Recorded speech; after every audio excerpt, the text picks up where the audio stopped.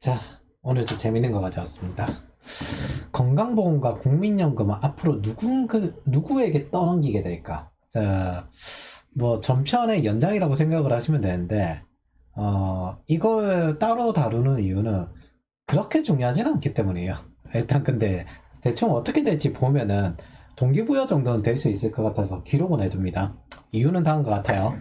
요것들에 대한 요것들에 대한 결과로서 존재를 합니다. 그래서 나쁜 건 원래 한 번에 오는 편이고, 기업 같은 경우도 복지제도가 잘 성장할 때는 장점으로 작용을 하지만은 성장이 꺾이고 점점 죽어갈 때는 그 복지제도가 칼로 작동을 하게 되는 거죠. 그래서 상황이 바뀜에 따라서 나쁘게 작용하는 결과가 되어버린 상태입니다. 자, 건보제정 결론부터 보죠. 결론. 여기 보면은 이거 100% 넘어가면은 적자 나고 있는 거거든요. 적자. 예. 그래서 문재인 케어 시기 2019년, 2020년, 2021년 적자였습니다. 이거 적자 더 날 뻔했는데 이거 팬데믹 돼가지고 병원 이용이 줄어서 적자가 줄었는데 뭐 부동산 오른 것도 있고. 자, 건보 재정이 건강하다면은 이제 당연히 이제 흑자가 더 많을 테니까 여기 흑자가 많았던 기간이 있거든요. 흑자가 많았던 기간. 예. 건보 재정이 흑자가 많을 테니까 당연히 여기 100% 아래로 떨어지겠죠. 그래서 수지율이 100%가 넘어간 시기가 요 세 기간이고 이게 문재인 케어 시기인데 요거 아무도 말을 안 하더라고요. 자꾸 정치로 선동만 하고 언론이 장악당해서 그래요. 그래서 이제 제가 이거 표까지 다 가져왔는데 건보 재정이 우리가 사실 2010년대까지 여전히 IMF를 극복을 제대로 못했습니다. 스노우볼은 계속 흘러온 상태에서 이제 어느 정도 서브프라임 극복하고 2010년대 이후부터 제대로 쌓기 시작을 했는데 누적 수지라는 게 뭐냐면 건보 재정으로 가지고 있는 자금이에요. 누적 자금이에요. 자금인데 2010년 1조에서부터 이제 점차 해서 2017년까지 20.8조를 누적으로 쌓아왔습니다. 이게 이제 장기적으로는 고령화 시기를 대비를 한 거였죠. 연에 3에서 5조 정도 쌓았는데 누적 감소세가 됩니다. 예. 문재인 케어 시기부터. 그리고 반전 증가세인데 이건 솔직히 이래저래 여러 가지 건보료 부동산 상승해서 건보료 증대시킨 것도 있고 자영업자 뜯어먹은 것도 있고 은퇴자들 뜯어먹은 것도 있고 그 다음에 이제 팬데믹이라서 병원 이용이 줄어가지고 그런 것도 있습니다. 그래서 요렇게 감소했다가 반전 증가세였는데 문재인 케어 페이지하고 28조를 지금 쌓은 상태거든요. 그래서 요 기간 동안 제가 보기에는 30조에서 40조 정도 쌓았을 것 같은데, 그거를 지금 현재, 한 5년을 날려먹었다. 요 정도로 생각을 하고, 요 스토리를 한번 먼저 이야기를 할게요. 요렇게 보면 이제 스토리가 잘 안 보여요. 일단, 건강보험료율 엄청나게 증대시킵니다. 증대시켰어요. 네. 엄청나게 증대시키고, 그리고 난 다음에 지금 이제 2024년 동결했거든요. 건보료를 이전보다 엄청나게 급등시켜서 이렇게 올린 것도 있는데, 솔직히 국민지갑 지키신다면서요.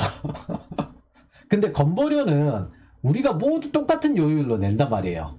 조금씩 일을 해도 전부 다 똑같은 요율로 낸단 말이에요. 국민지갑 지키신다고 당선되신 분이 이 말씀을 하십니다. 그래서 2019년 정도 때는 증세 없는 복지 하지 말고 빨리 증세시켜라. 그래서 저는 복지국가를 원한 적이 없는데 이게 40대랑 그다음에 86세대들이 그걸 원하기 때문에 이게 필연적으로 시간 문제로 고갈되거나 아니면 그걸 막기 위해서 건보료율이 증대되거나 이런 상태입니다. 그래서 문케어 기간 동안 보장성이 엄청나게 증대되었습니다. 보장성이 2018년에서 2022년 보면은 건강보험 보장률. 그래서 재정 수지와 고령화 이슈 때문에 빠르게 보험료 누적 재정 수지가 감소하다는 게 여러 곳에서 비판을 계속해야 하는데 2017년 문재인 건보재정 파탄 우려, 2021년 재정 지출 이대로 가면은 2030년에 160조 필요합니다. 뭐 하면서 재정 수지 위험합니다. 재정 위험합니다. 이거 계속 경고해 왔거든요. 예, 경고해 왔는데 지금도 스노우볼 구르는 중이에요. 지금도 스노우볼이 계속 구르는 중입니다. 한번 뿌린 게 잘 안 없어져요. 한 번에. 그래서 2019년에도 재정 빨간불 해서 하는데, 이게 비판할 게 있다면 말이 바뀌었다는 거예요. 2017년에 건보료 폭탄 없다고 했었거든요. 건보 강화, 세금, 보험료 폭탄 없다. 뭐? 내가 저기 기재부랑 잘 이야기해가지고 그게 폭탄이 없다는 걸 확인을 하고 난 다음에 하는 거다. 예. 근데 뭐 3.2%씩 오르고 3%를 연속으로 오른 게 올리고 그 다음에 기재부와 재원을 충분히 검토했다 이 말씀을 하셨는데 2019년에 적정국가 채무율 40% 근거 뭐냐? 돈 더 뿌려야 된다. 돈 더 뿌려야 된다. 그래서 마지노선 어기기 요구하셨죠. 뭐 서민 직업도 다 날려버리고 그래서 건보재정공은 국가지원금이 존재하거든요. 20%씩 지원하는 형태예요. 당연히 이제 엄청나게 증대를 하죠. 보장률을 늘리니까.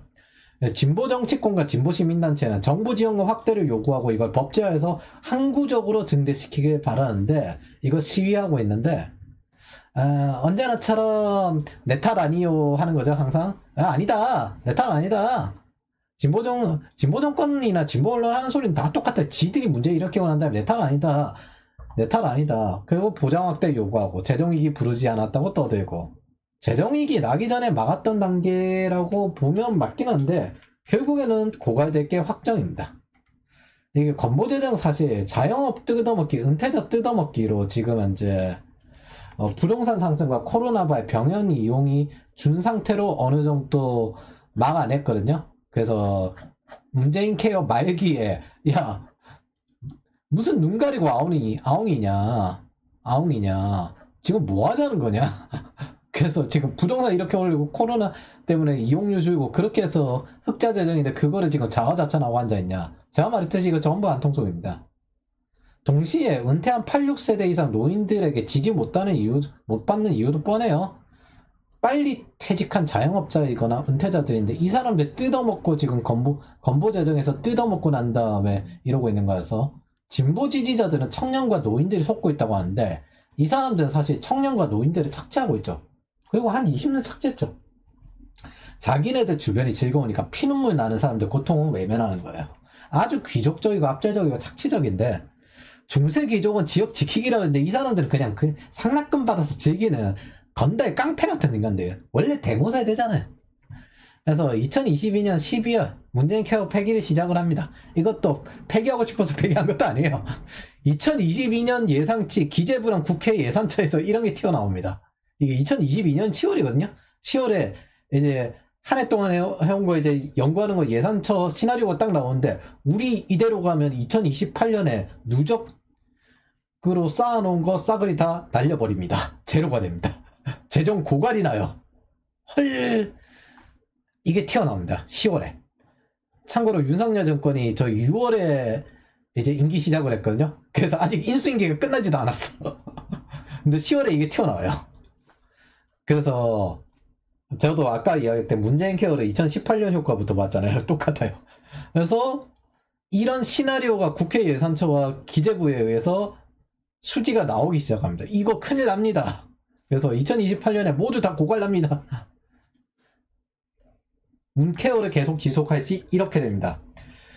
그래서 정치적으로 나온 게 아니라 기재부에서 먼저 나오고 난 다음에 10월에 공표가 되고 난 다음에 12월 2달 지나고 난 다음에 이거 큰일 났다. 문재인 케어 폐기가 시작됩니다. 건강보험 기금 고갈이 6년 남은 상태였어요. 2028년에 고갈될 상태. 그래서 이거 폐기, 빠르게 폐기. 저거 나온 지 2개월 되자마자 빠르게 폐기해야 됩니다. 그래서 문재인 케어를 폐기하기 시작을 합니다. 그래서 저는 개인적으로는 건보 재정만 안정이 굉장히 중요하다고 생각하거든요. 네. 여러 가지 이제 뭐 피부양자 탈락 똑같이 하고 외국인 건보 피부양자 기준 강화하고 문재인 케어 폐기하고 이렇게 해서 정책을 바꿔요. 바꾸고 그리고 28조 쌓고 난 다음에 이거 건강보험료 동결할 수 있을 정도까지 만들어 놨습니다. 이게 국민전처로 돈 나오는 데다 싹을 다 걷는 거라서 이걸 원래 함부로 올리면 안 되는데 너무 막 올렸어요.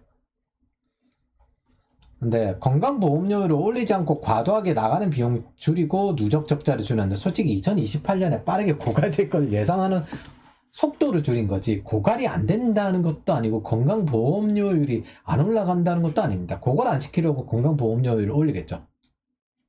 그래서 이걸 유지할 수 있는가도 확인을 해야 되는데 솔직히 노인들 은퇴한 사람들 집 있고 1주택 있고 그 다음에 재산 있다고 해서 이거 걷는 건 좀 과하잖아요. 그래서 그거 많이 줄여놨어요.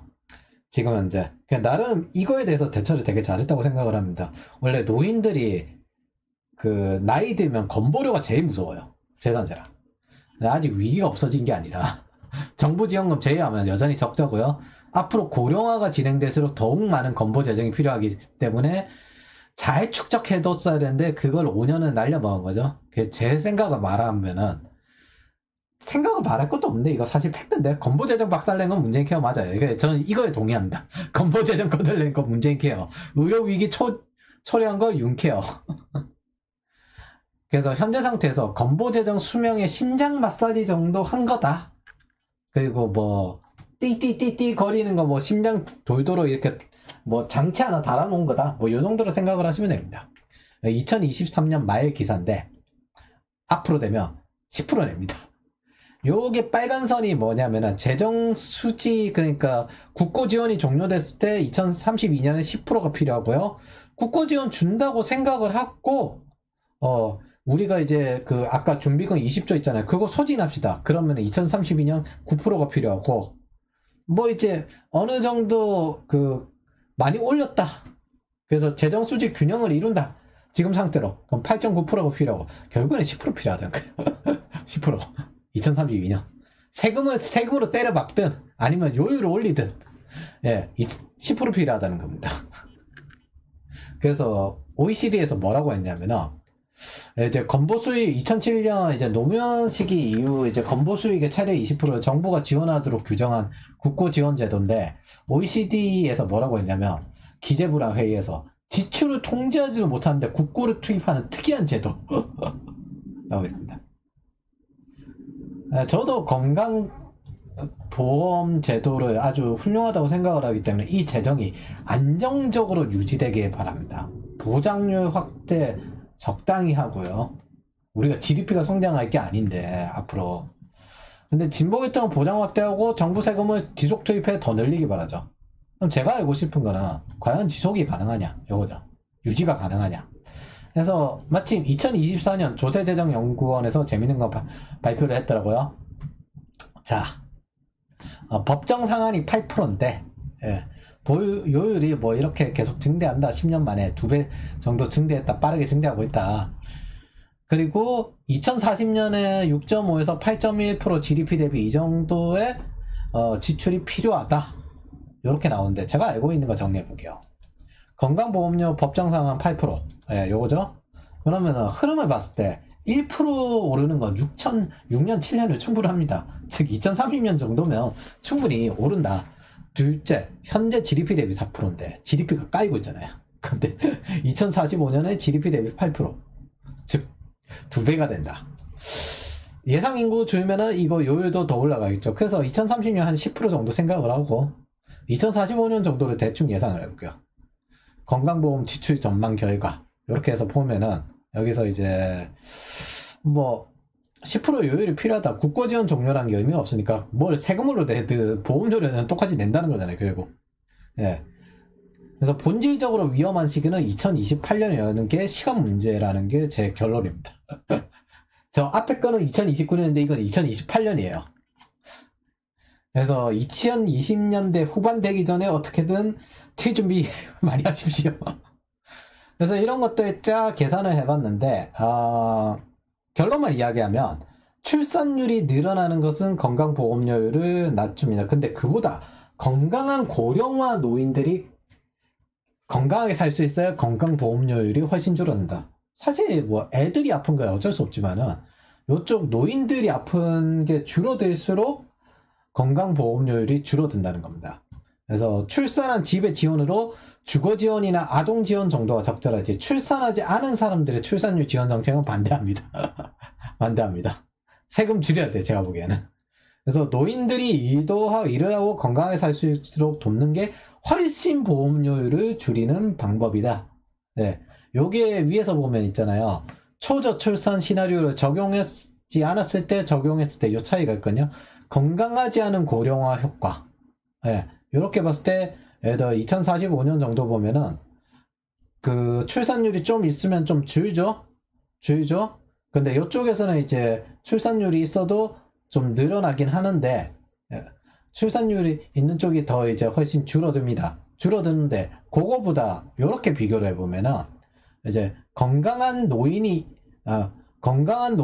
출산율이 있는데, 건강하지 않은 노인과 건강한 노인, 이렇게 비교를 해보도록 할게요. 그러면은, 거의 요거 자체는 뭐 1% 내외인데, 요거는 1% 넘게 차이가 많이 납니다. 요것도 두 개 비교해보면 건강한 노인과 건강하지 않은 노인 비교해봐도 엄청 차이가 많이 나고요. 그러니까 출산율을 늘리는 거는 어쩔 수 없지만 노인들이 건강하게 사는 거는 우리가 훨씬 더 할 수 있다. 그래서 저쪽으로 더 집중하는 게 맞는 것 같다. 그 생각을 합니다. 근데 뭐 어쨌든 건강보험료율이 늘어나는 건 필연적이고요. 예, 결정론적입니다. 그래서 세상살이 끝이 있고 좋은 건 원래 오래 가지 못해요. 자, 인구부에 대해서도 어느 정도 이거 보면 이해가 가요. 어떻게든 이거는 커버를 해야 된다. 그 출산율 좀 늘려서 조금이라도 최대한 덜 무너지게 해야 된다. 조치를 취하는 그런 느낌인데, 여기서 제가 알고 싶은 그게 아니라 연간 2.6%, 2.606%씩 증가되어 필요하다는 점입니다. 그래서 재정균형은 크로체가 필수적인데 이게 외국을 보면은 어디까지 상승할까 대충 예상을 해봤어요. 생활급 체계, 연공사회제에 있는 국가가 독일, 일본, 한국이거든요. 이렇게 딱 보는데 독일 14.6%, 일본 10%, 한국 증가하는데 제가 보기에는 요 어디쯤 되지 않을까? 일본과 독일급 정도 되지 않을까? 충분히 될 것 같다 그 생각을 합니다. 그리고 국민연금 이야기를 해보죠. 건강보험료율에서 뽑고 싶은 건 뽑았어요. 국민연금. 국민연금 지금 열심히 뭐 어쩌고저쩌고 하고 있는데 지금 현재 기금 고갈 2054년에서 기금 소진 뒤에 약속된 연금을 지급하려면 보험료율을 35%까지 올려야 된다. 그러니까 미리 올려라 이 뜻이죠. 결국에는 줄어들 거라고 하는 거니까. 한국에 오래 있는 게 위험해요 제가 보기에는. 그래서 뭐 이거 1안, 2안, 3안 이렇게 나오는데 뭐 최소로 봐서 13%로 할게요. 13%. 이 점에서 알게 되는 거. 국민연금 보험료율은 필연적으로 올라간다. 소득 대체율 이거 늘어날 것 같다. 받는 나이 늘어난 뒤로 늦춰진다. 그래서 2028년 30년 경에는 건강보험 국민연금률 합쳐서 최소 23%, 소득의 23%. 이걸 보조하기 위해서 여러 세금도 증대될 거죠. 근데 여기에다가 이제 실질금리 마이너스니까 주거비 증가하고 등등등 저성장까지 포함해가지고 여러분들의 실질소득은 한 2, 3년쯤 지나면은 이제 올라가는 거 되게 어렵게 될 겁니다. 그러면은 여기서 이제부터 4대 보험을 어떻게 내는지 요걸 한번 알아봅시다.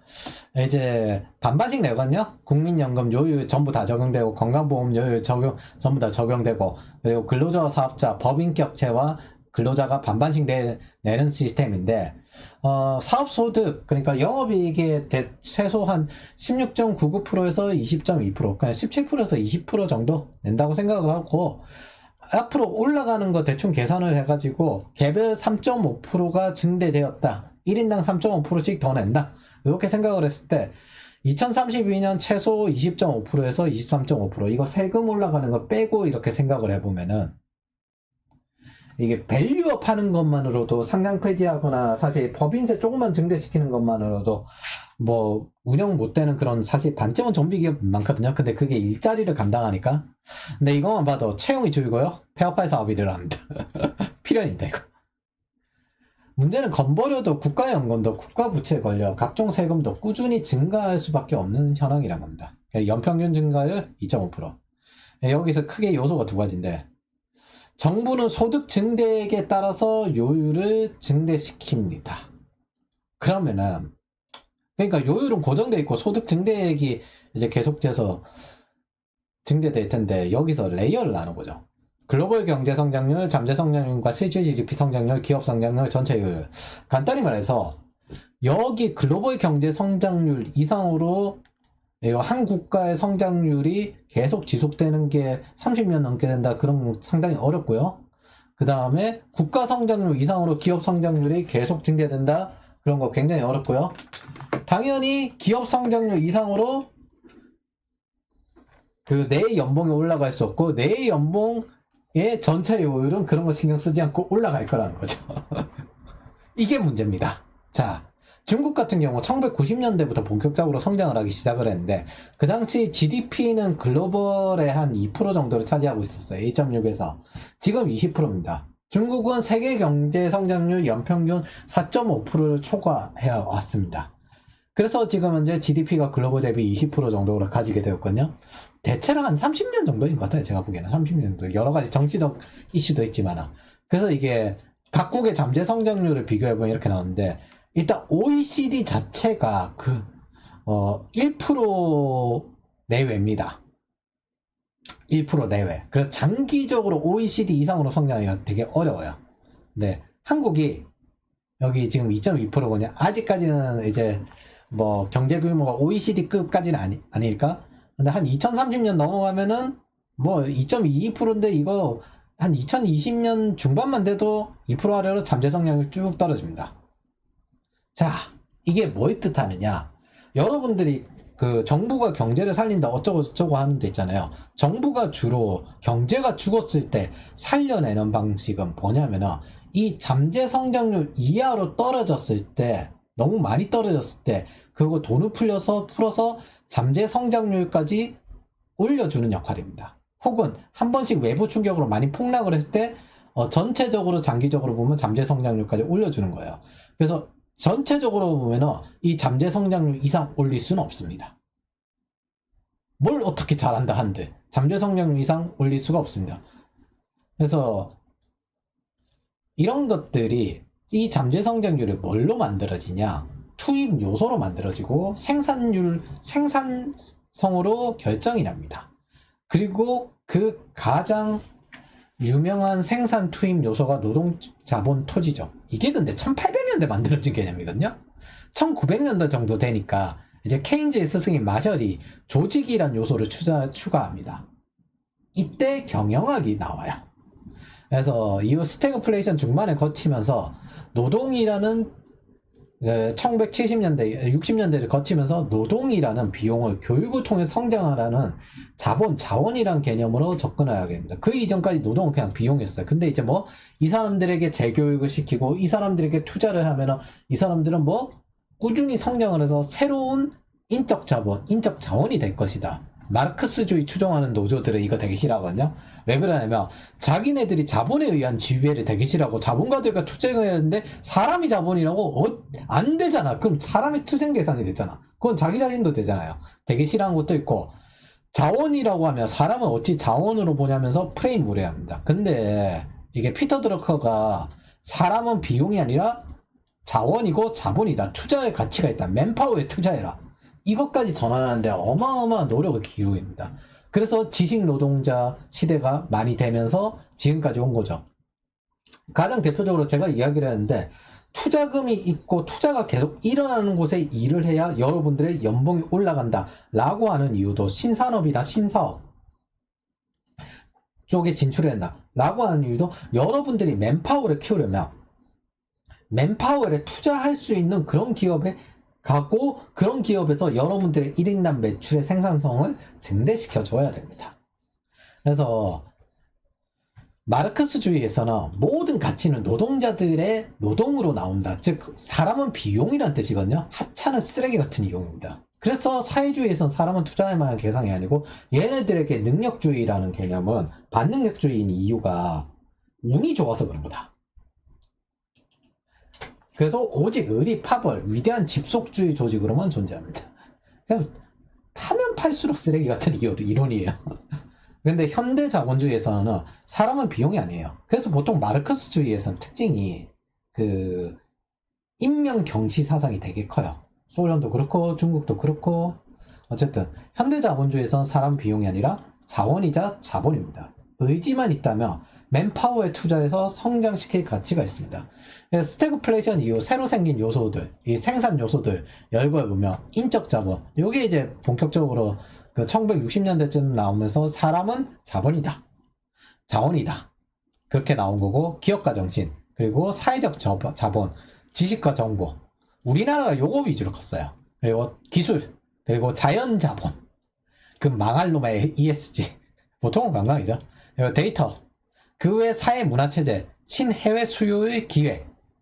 이렇게 진보 보수가 막 섞여 있는데 보통 진보는 인적 자본, 사회적 자본, 폴로머의 신성장 이론 이렇게 추구합니다. 요즘 ESG도 추구하는 것 같긴 한데 저거는 뭐 따로 투자하는 게 아니니까 규제를 하는 거지. 이거 하는 이유가 돈풀이가 좋아요. 이게 폴로머의 신성장 이론 요거 그 R&D거든요. 실패하든 잘 되든 말 되든 일단 무조건 돈 투자할 테니까 과학기술에 투자할 테니까 과학에 투자할 테니까 한번 연구 자유롭게 해보세요. 그러면 이제 뭐 한국식 뭐가 나오는 거지. 인적 자본, 뭐 사회적 자본, 뭐 요거는 이제 복지나 사회체제나 공동체 이런 거고요. 개인주의 사회에 맞지 않는 그놈의 공동체. 그리고 뭐 인적 자본. 뭐 요 정도 돈풀이가 제일 좋습니다. 보통 이 세금 쓰기 좋은 핑계예요. 보수는 기업가 정책, 창업 지원, 그리고 기술, 자본 추정. 그래서 자본이 축적돼서 거기에 기술이 나온다. 보통 캘리포니아가 그렇죠. 캘리포니아 공무원 연기금이 미국에서 제일 큰 연기금인데 그게 세계에서 제일 큰지는 모르겠어요. 그래서 근본적으로 규제 완화, 사회 체제를 이야기합니다. 경제 체제.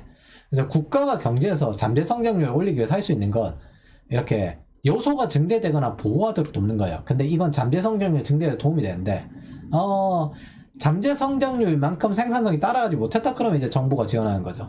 근데 바꿔 이야기하면 잠재 성장률 이상은 GDP가 성장할 수 없습니다. 즉 이걸 GDP 갭이라고 합니다. 잠재 성장률 마이너스 실질 성장률. 그래서 이 GDP 갭을 메우고 장기적으로 잠재 성장률을 증가시키는 건 1번이죠. 근데 이게 노동자본 토지랑 가장 큰 차이가 뭐냐면은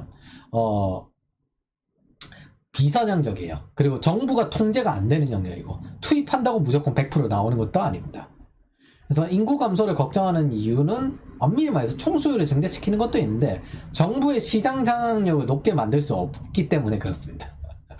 저거 정부가 투자한다고 그게 됩니까? 비선형적이고 창발적인데 시너지 나는 거고. 그래서 이게 사회체제 시스템이라는 게 하루아침에 형성되는 것도 아니고 예를 들어 미국 서부 캘리포니아 방식의 VC, 혁신주의 창업 이런 방식을 동부 제조업 디트로이트에 적용 가능한가? 판교의 시스템을 저기 울산 공장지대에 적용이 가능한가? 이런 겁니다. 불가능해요. 그 반대도 마찬가지고. 그래서 최적화된 지역의 경제 전략과 문화 종합 체계가 완전히 다르기 때문에 그 차이가 큽니다. 이게 정부 주도 성장의 한계점입니다. 그래서 사실 지금 우리나라 경제 규모는 더 이상 정부 주도 성장, 그 중진국 환경을 이제 넘어선 상태죠. 그래서 정부 주도로 성장할 수 있는 건 한계가 왔어요. 근데 우리는 잠재 GDP 2%인데 이거 바꾸려면 이제 사회문화 체제, 그리고 그 외에 이런 것들이 많이 바뀌어야 될 텐데 고령화 시대에 자기들 밥그릇 위험한 노인들이 바뀔까? 안 될 것 같거든요. 그 왜 미장하는 기술을 하는 분들이 공사장은 다 그렇지만 이런 기술들이 젊은 세대들이 안 가르치는 거 되게 많다면서요. 배워보면 별거 아닌데 그 옛날에 전통적으로 모든 게 다 그랬거든요. 사실 홍보도 그랬고 그냥 일종의 도제식 같은 거 별거 아닌데 알면 근데 마치 비법인 것처럼. 그래서 다시 말하지만 이 나라는 지금 현재 기회와 돈이 위아래에서 위로 올라가는 구조고 그게 점점 더 커지는 구조입니다. 이 구조는 유럽도 비슷한데 한국과 마찬가지로 이제 먼저 가난해진 나라들 프랑스나 아니면 뭐 독일 탈출이나 영국도 그렇죠. 그리고 한국은 지금 이제 탈조선 상속세 때문에 탈조선하고 있죠. 그래서 인적 자본이 탈출하고 있고 기업가 정신 있는 사람들이 탈출하고 있고 부자들의 자본 탈출 그리고 페미니즘 세대적 착취로 인해서 사회적 신뢰가 감소해서 이것도 아까 사회적 체제 공동체 형태의 신뢰인데 더 이상 이제 신뢰할 수 있는 사회가 아니죠. 솔직히 혐오가 가는 사회 상태가 된 거지. 그리고 오늘 해결된 망분리 그 이전에 데이터 확보 불가 상태였고요. 데이터라는 자본도 줄어들었고 그리고 규제와 세금으로 인한 각종 사업 난이도 어려움 사회 체제가 디버프예요. 그래서 지금 현재 상태가 요게 다 줄어들고 있는, 데이터 어디 갔어? 예. 요게 지금 여러 가지로 다 디버프에 줄어들고 있고, 지금 그런 상태죠. 등등등입니다. 원래 미친 짓 하나 가지고 현상이 나타나질 않아요. 각종 미친 짓이 쌓인 인계점에 미친 짓 하나가 마지막에 불을 당기는 거죠. 인계점이 쌓였는데 거기에다가 불 하나 당기는 폭탄에다가 불 붙인 거랑 같은 거죠. 이런 구조였기 때문에 자유무역과 함께 글로벌 지식 교류, 기술 투자를 통해서 글로벌의 잠재 성장률을 올리려고 하는 활동, 뭐 WTO라든지 다보스 포럼이라든지 그런 IMF라든지 그런 것들 다 목적 자체가 이런 것들이에요. 이렇게 하는 것들이 일단 실제로는 도움이 되기 때문입니다. 저런 생산 요소들이 지금은 더 이상 물리적 요소, 유물론적 요소들만 있지 않다. 지적 요소들이나 이런 문화적 요소들이나 사회체적 요소들이 굉장히 크다. 그래서 이 구조는 후발국이 성장할 기회를 준 신자유주의입니다. 그래서 이게 적용돼서 성장한 게 대한민국, 중국이에요. 가장 대표적으로 서울권과 경기권 개발자들과 지방 개발자들 언어가 안 통해요. 왜냐하면 서울권과 경기권 판교 휴먼체 같은 거는 저기 실리콘밸리의 경영기법이 적용된 게 그대로 여기에 다시 또 번역 안 되고 적용이 돼서 그 상태로 계속 그 운영이 되는데 그게 복잡계적이거든요. 근데 그거를 한국어로 번역시켜서 지방에서 책을 보고 읽어요. 근데 지방에 사는 이는 심지어 선형적이에요.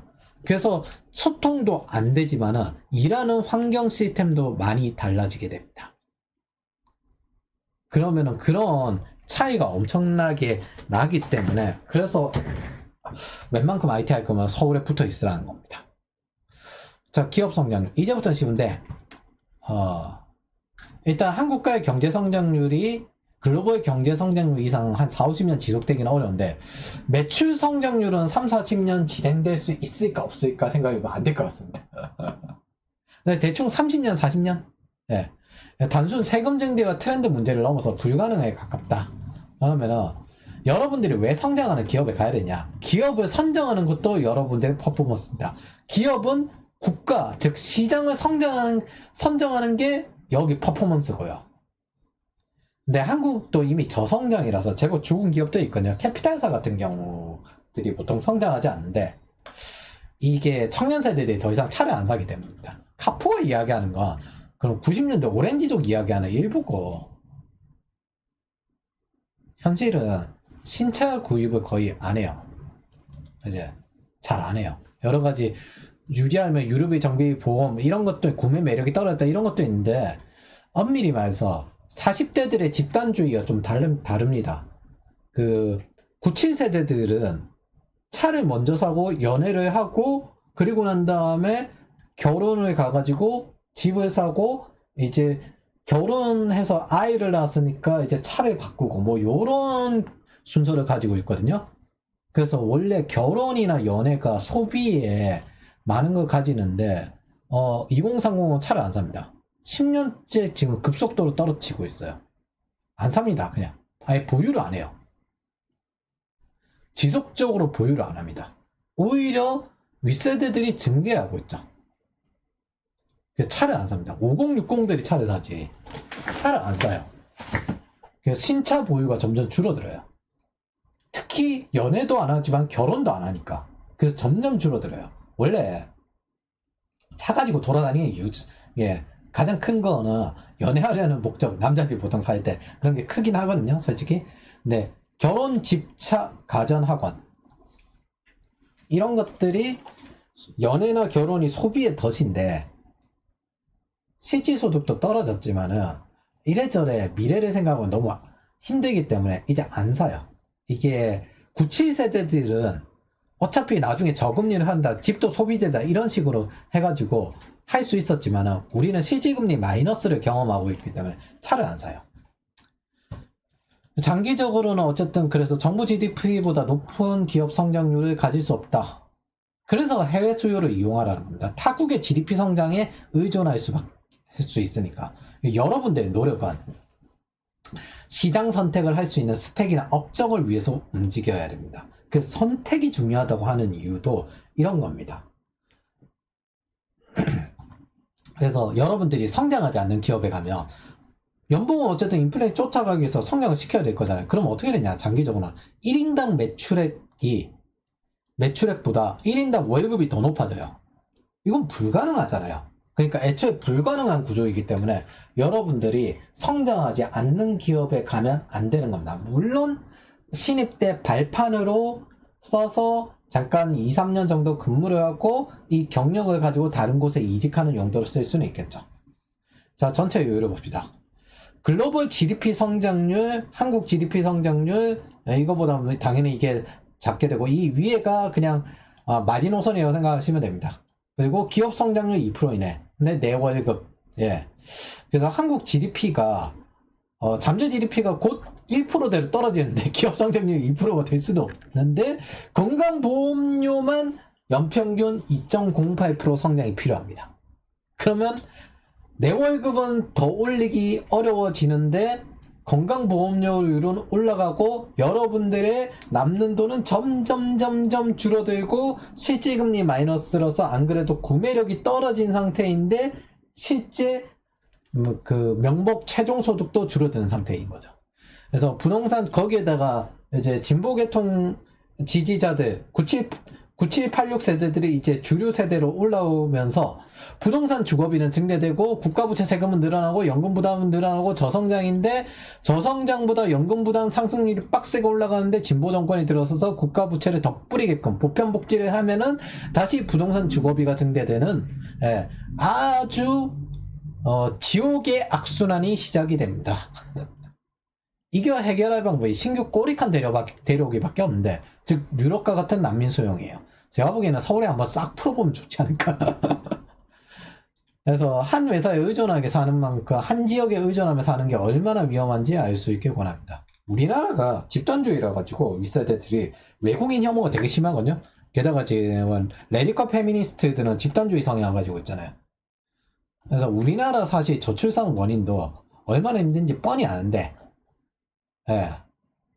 지금 원인을 해결하지 않고 결과적 봉합을 하다가 지금 불만이 튀어나오지 않게 억압만 하는 상태죠. 사회체제가 불만인데 강제적으로 따르라고 찍어 누릅니다. 근데 그걸 정치적 포장으로 어쩔 수 없어요. 지들이 하면은 혁명이고 투쟁이고 남이 불만이면은 선동이고 하여튼 그래서 지금 현재 상태는 뭐 결과만 봉합되고 원인이 심화되는데 당뇨 걸렸는데 콜라 못 끊는 약으로만 해결해서 당장 좋아지는 이런 상태는 똑같습니다. 이게 지금 지속되어 있고 앞으로 얼마나 임계점이 쌓일지 모르겠지만 쌓이고 난 다음에 터지겠죠. 근데 운명론적이에요. 거의 어쨌든 무조건 보험료율 올라가고 여러분들 소득 줄어드는 건 운명론적입니다. 여기에 남는다면. 그래서 선택을 항상 잘해야 한다. 노력보다. 원래 세상 사는 사람이든 조직이든 이 멍청 비용 해소가 진짜 힘들어요. 그래서 여러분들 개인은 멍청 비용을 해소할 수 있고 그러기 기원합니다. 자, 그럼 이 글의 제목, 건강보험과 국민연금 앞으로 누구에게 떠넘기게 될까? 이민과 난민을 대량으로 받든 말든 앞으로 더욱 많이 내게 될 겁니다. 결국. 그래서 여러분들이 플레이를 지향하는 이유는 성장인데 성장에는 당연히 실질소득의 순이익 성장도 존재하게 됩니다. 이게 점점 줄어드는 생산 투입 요소가 점점 줄어드는 나라에서 시장에서 뭘 합니까? 이게 뭐 성장하지 않는 회사에 있는 거랑 똑같잖아요. 그래서 훌륭하게 미리 준비하고 대응하기 바랍니다. 연금을 기준으로 하면 이 위험 상태로 마지노선은 2028년으로 보입니다. 사실 몇 년 안 남았어요. 그냥 이때겠다면 공동의 책임인 거고 잘 돼도 못 되어도 책임은 공동의 책임, 여러분들의 책임입니다. 그래서 이건 시장을 선택한 책임, 요걸 기억하시고 성장이 인생의 목적이다. 이렇게 생각을 하시면서 잘 대비하시기 바랍니다. 어떤 식으로 대비를 하시든.